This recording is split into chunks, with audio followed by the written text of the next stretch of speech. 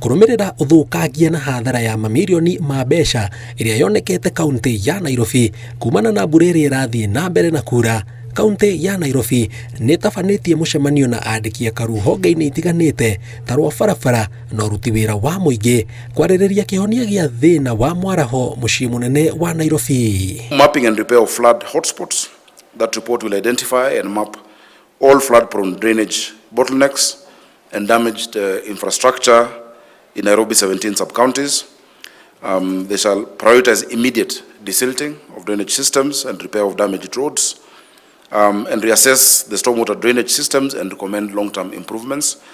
Fortunately, we have found the resources that will be used for this exercise in the short term.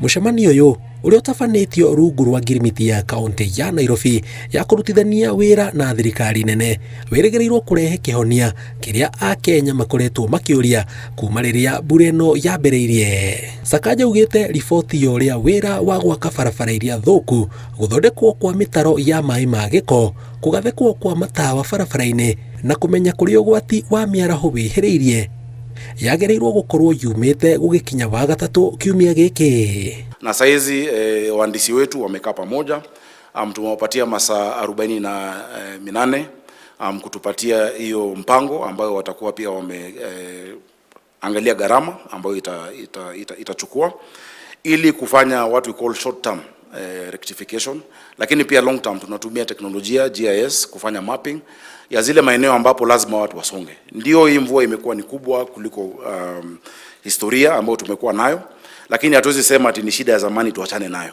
Rĩu maitho mothe marorete kana mũcemanio ũyũ nĩ ũkũrehe ngũrani o yothe thutha wa Akenya gũkĩrĩra thirikari ya kaunti ya Nairobi makiuga matirona guoko kwao ũteithio-inĩ hĩndĩ ya mĩaraho. Gũkũ nake Ngabana Sakaja agĩthingĩrĩria nao arĩa makuhĩrĩirie rũĩ nĩ megũthamio. We need to open up these areas. You will see us mobilizing that equipment and we shall go to the ground. The areas like Brookside, which every year has to be repaired because people have built on the path of the Kibagari River. As for the mechanics around Grogon, we have been having a long discussion with the Rivers Commission on relocating those garages.